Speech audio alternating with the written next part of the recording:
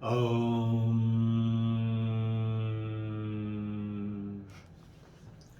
Asato Ma Satgamaya Tamaso Ma Jyotirgamaya Mrityurma Amritam Gamaya.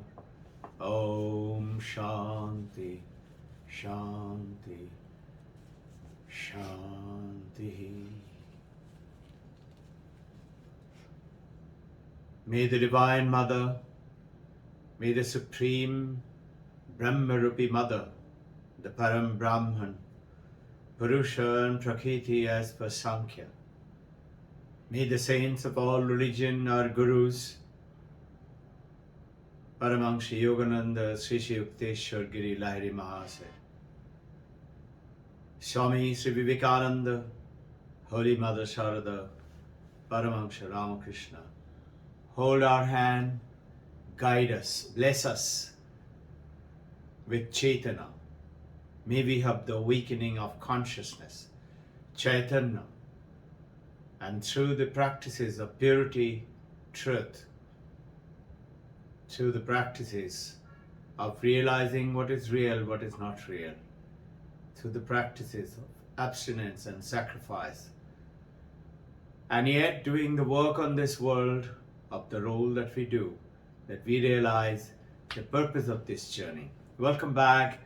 So Thursday sessions, a short session to plant you some issues on which you could reflect upon it, think on it in the next 2-3 days, shoot off your questions. Remember, essential of understanding of this beautiful journey. The purpose of human life is not like the animals. Purpose of the human life is to realize who we truly are, who really God is. Is there really a God? And if it is God, then why there is so much suffering? We've been dealing with it so often. We dealt with it the last Sunday sessions. Pain is existing, but suffering is optional. Pain would be there, but suffering is optional. How do we do all that? It all is dealing with something with the mind. I have another question today, and that's a very powerful, beautiful question. What is the role of mind? The question, role of mind in realizing the Supreme Brahman, Kaivalya, Moksha, becoming Buddha. What is the role of the mind? Now, where is the question generating from? Let us understand that. The question is, Brahman, the Supreme Consciousness, the Param Atma, the Purusha, the Prakriti, is beyond mind. We are, you and I, are limited by mind.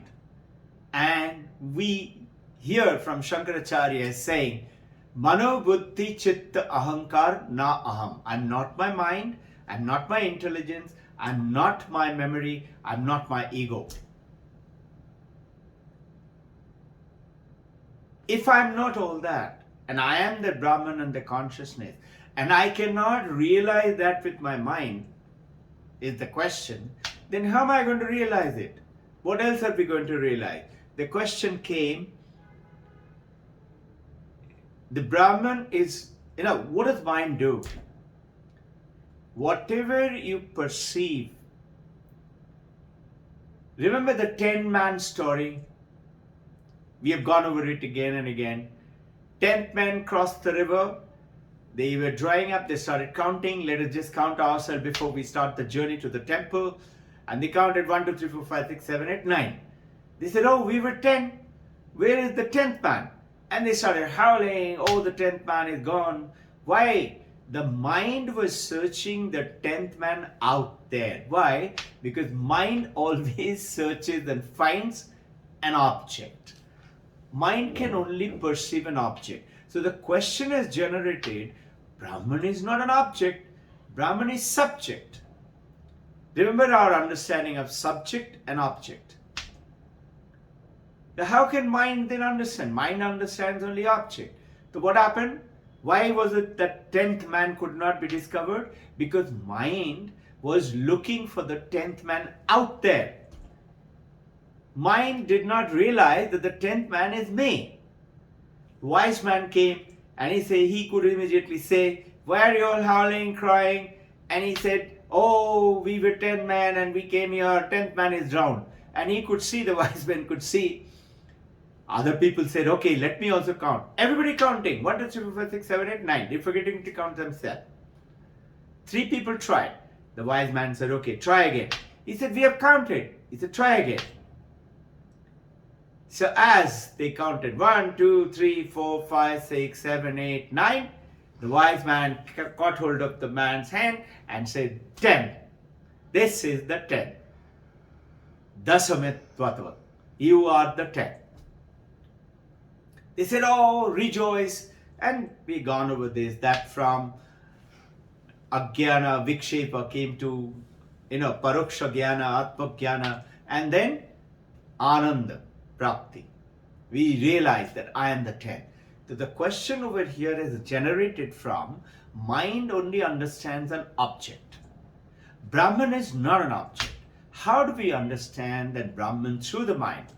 Question is a very powerful question, very old question. And in fact, this question was generated 700 years ago in Vedanta Sara. We have done some Vedanta Sara, we will do some more. And this is Sadananda Yogendra asked this question 700 years ago. That Brihadaranyaka Upanishad says is the mind alone can grasp the Brahman. It says, Manase evam dashtavya. Mind alone can see it. But immediately after that, Kena Upanishad goes ahead and says, Manase na manate. Mind cannot realize it. It's 9 o'clock. How can this conflict be resolved? And it is not complicated. It is when we are trying to understand, it is true. Mind is always trying to acquire knowledge. How is the mind acquiring knowledge? Mind itself is like this computer, like this camera, is an instrument. Mind is an instrument which we, that is the I, the true I, the big I, is utilizing. The small I is the mind, body, name, form, function, memory, ego, etc. The small I. The big I is utilizing these instruments to witness the world. Notice, I need 5 senses, I need a body, I need my mind.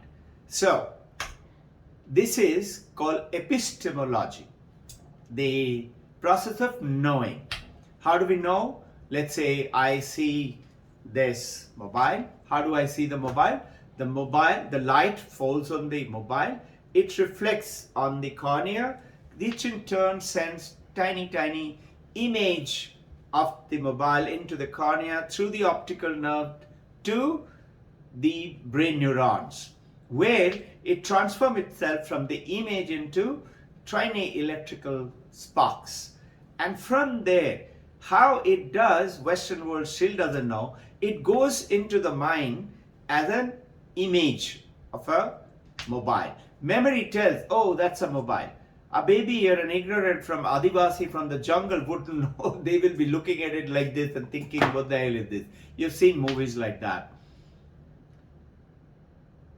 It says this is the mobile. Now, how did the mind do that? Now, as we all have gone through it again and again, understanding this question with the background knowledge of that unless you and I are conscious, if I am unconscious, if I am in coma, if I am dead meaning zero consciousness. What is being dead? Dead doesn't mean that the body vanishes. Body continues to stay. The object continues to stay. But this wood, this table, this computer, this mobile also has consciousness. But the difference between jiva, that is the animal, plant, life forms, they have something called consciousness. Even the tiny worm, tiny virus, they have, the tiny microscopic life has consciousness. That is jiva. This is consciousness is called sukshma sharira. This is sthula sharira. Body is sthula sharira, physical body. Annamaya kosha. And then you have the other kosha. Pranamaya kosha, Manomaya kosha, Gyanamaya kosha, Anandamaya kosha, right? So now, the sukshma sharira, when it leaves the body, which takes the mind, which takes the intelligence, which takes the ego, and which takes the chit, the consciousness. Now that consciousness, which is involving the entire universe, with which the mind, when I'm alive and kicking here, sitting in front of you, talking to you, I can talk, you can listen, because that consciousness, that infinite consciousness, which is Brahman, which is Ishvara, is giving me something called reflective consciousness. In Sanskrit, consciousness is chit and reflective consciousness is chidakasha. The chidakasha throws light to the mind. Recollect our earlier discussions. The mind, like the moon, receives the light of the consciousness and understands this is a computer, this is a flower, this is a mountain, which senses of the mind and the body gave it to the mind through the five senses, right? This is how called epistemology. We understand it. How do we understand Brahman now? Brahman is beyond all object. It is a subject. It is not going to come down with the senses. So, understanding this, that Brihadaranyaka Upanishad is going ahead and telling us that it is the mind alone can perceive. What does it say? Manase evam drashtapam. Mind alone can see it. How? See, if there is ignorance of Brahman, like you and me, we don't know. We know, we read, we try to understand. Till the time we realize Brahman, we become one with Brahman, we become Brahman, we attain that Brahmasattva, we are not really known Brahman. We are only talking about it. It's like reading something. That means our mind is ignorant of Brahman. So if my mind is ignorance of German language, what do I have to do? I have to learn German language. That is through intellect and the buddhi. Now, German language can be perceived by the senses. What happens to Brahman? But simple understanding is that the knowledge of the Brahman has to be brought in to remove the ignorance of the Brahman from the mind. Now, to understand this, what is the process? There is one practical process and there is one spiritual practice. Two ways to understand it. The practical process, I covered it. It is called, when that whole process of the flower or the mobile that we call, it is called vritti. You all are very familiar, champion yogis now. What is vritti? Swami Vivekananda says, understand. You throw a pebble into the lake, it creates its ripple. This is the mind. The mind. The mind, how does it create the ripple? When I look at an object, the eyes pick it up, a flower object, or a thought, coffee drinking, vritti comes in, like a bubble, like a wave. This is called vritti vyapti, technical term, not very complicated, a simple term. Now, when the flower image comes in, or the mobile image comes in, through the optical nerve, from the eye, optical nerve, goes to the neuron, neuron to synapses, synapses to the mind. The mind gets that reflective consciousness which lights up that image, and I know this is a flower, this is the mountain, this is the dolphin, this is the dog, this is the mobile. That is called, another small technical term, phala-vyapti. So, phala-vyapti with vritti-vyapti is knowledge, epistemology. This is how we learn. Phala-vyapti with vritti-vyapti is knowledge. Now, understand that with this concept of understanding this knowledge, how are we going to understand the Brahman? I am not seeing Brahman. I cannot see the consciousness. So what do? Vedanta tells that the spiritual practice. Shravanam, listen and read. Study Vedanta Sara, study books, etc. Study your own mind. We have all the knowledge inside our mind. Before I do any session, I sit down and pray to Divine Mother and to Mother Saraswati and to Babaji and the Gurus. Speak through me. I don't speak. And when you sit still, that knowledge will come through within you. It will come. So study your mind, study scriptures, listen. Shravanam. Then do mananam. Very important, and we feel shy to reflect upon it. Or what is happening is mind is rapidly going from here to there to here to there. I'll give a quick example to understand it, how this Shravanam Mananam comes into handy. I'd given this example on the last Thursdays, from, it's a powerful example, and I had mentioned also that Brahma Sattva, that knowing of becoming Paramahamsa, knowledge is understood now very simply. I'll give a simple example. It's a huge infinite thing, but for us to understand it, something small should be there. So now, how am I going to do? Shravanam, Mananam. Mananam, you should reflect. These are the practices given to us by the masters thousands of years. In Mananam, you reflect, you think of it, and ask questions, whatever the doubts are.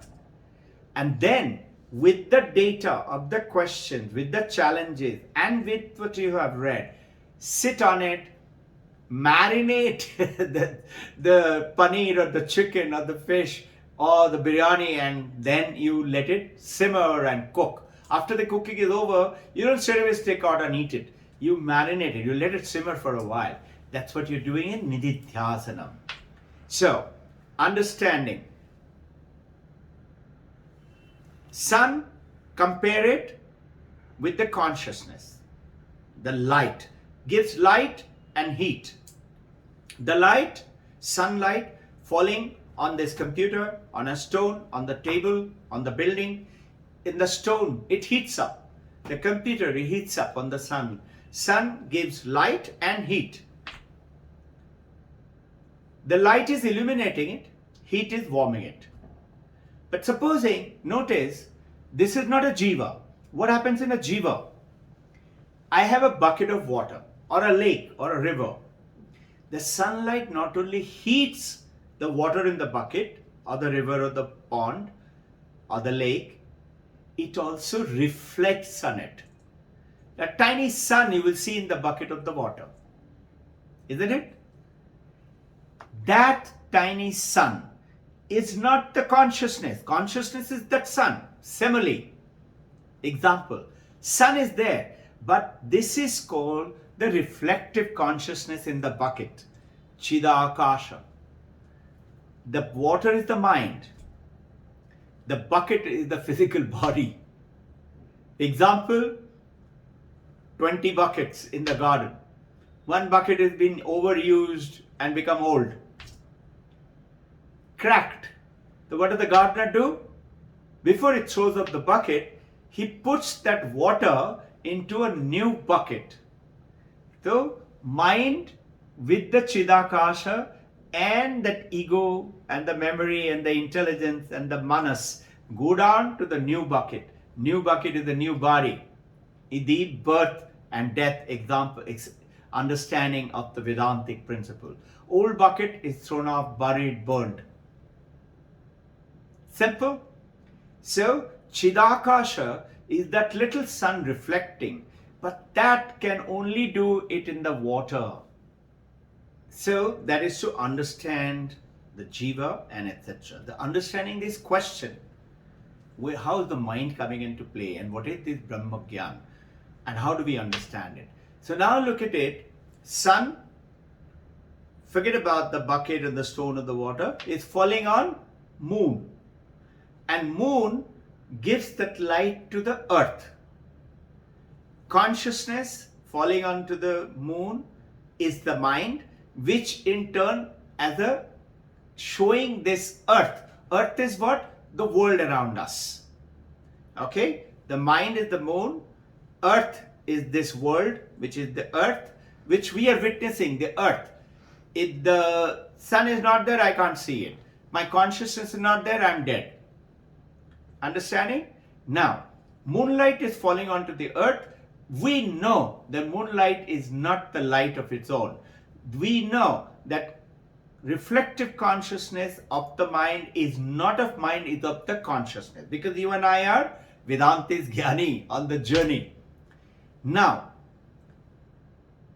the world is seen by the mind with the five senses and the body because of this reflection, like the moon example. Now, what happens during the eclipse? We are coming to Brahma Gyan. Eclipse. Moon is not turned towards the earth now. Moon turns it around and comes between the sun and the earth. So now the light from the sun falls on the moon. Moonlight goes back to sun. It is not illuminating the sun. Moonlight going back to sun have two things. One, the light is from the sun itself and it's tiny bit. Sun is Swaprakasha. Brahman is Swaprakasha, illuminates by itself. And that's what Keno Upanishad is saying, that phala prapti, vritti is Shravanam, Mananam, Nididhyasanam. We are creating the awareness of the Brahman in our mind. But the phala prapti is not necessary here. Here what has happened? The moon turns itself to the sun. Now what does that mean? It means that the earth is in darkness. In other words, the world, the material world, by the seeker of the Brahman, he shuts up the world. The world is not there. Mind is also not there. That mind which is reflecting it back into the moon, it is vritti vyapti, showing it to the light, to the sun, and it is gone beyond the mind now. Now, Brahman, when you are realizing it, it is Swaprakasha, self-luminine. But the mind is necessary. Without the mind, you cannot. But vritti vyapti, mind is necessary. This is why Brihadaranyaka Upanishad, manasi evam, you see because of the mind alone. But Kena Upanishad says you cannot. What does that mean? It means that phala prapti, that I get the knowledge of the flower because it is reflected, and mind gets the reflective consciousness with Chidakasha. I see the flower, I see the computer, I see the earth, the world is not necessary, because you cannot see with the mind the supreme. It is too brilliant, too bright, cannot be perceived. It is beyond the mind. Phala prapti is not necessary. Kena Upanishad is also true. Brihadaranyaka Upanishad is also true. Question for your turn now. Have fun, reflect on it, sit for meditation, read some, and let's have a beautiful Sunday. Om Shanti, Shanti, Shanti.